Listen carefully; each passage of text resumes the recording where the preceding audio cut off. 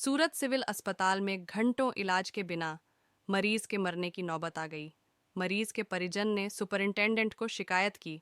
Superintendent घटना की गंभीरता से लेते हुए तुरंत हरकत में आए और को सर्जरी विभाग के रेजिडेंट डॉक्टर को मेमो दी और घटना की पूरी जानकारी मांगी। ऐसा कुछ दोबारा नहीं हो उसका भी ध्यान रखने की सूचना दी।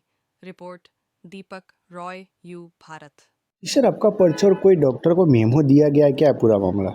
उसमें ये था कि सर्जरी के एक वार्ड में, इमरजेंसी वार्ड में एक पेशेंट जो 1:30 बजे एडमिट हुआ था, उसका 4 बजे तक कोई सारवार नहीं हुआ था और इसलिए मुझे रेजिडेंट से खुलासा मांगने की ज़रूरत पड़ी है, क्योंकि इमरजेंसी जैसे केसेस में यदि इतना लंबा उसको कोई देखा नहीं गया या सारवार नहीं दिया गया और कोई एंट्री नहीं हुई कागज़ पे, इसलिए उससे एक खुलासा मांगा गया है।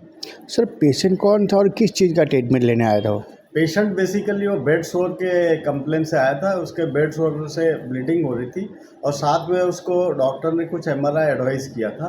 तो एमआरआई करवाने के लिए मेरे पास आया था कि भाई सुबह से मेरे को बार बार एमआरआई की डेट का पोस्टपोन कर रहे हैं, इसलिए आप ज़रा जल्दी एमआरआई करवा दीजिए। उस तहत आया था मेरे पास। सर, ये कितना गंभीर मामला हो सकता है? बात ऐसी है कि इमरजेंसी में कोई भी पेशेंट आता है तो उसकी इमीडिएट सारवार चालू हो जाए तो उसकी जान बच सकती है और बहुत अच्छी तरह से उसका मैनेजमेंट हो सकता है। जो उसका 2.5 घंटे तक 3 घंटे तक कोई देख रेख ना हो तो पेशेंट सीरियस हो जाता है और उसके डेथ होने के चांसेस काफ़ी हो जाते हैं।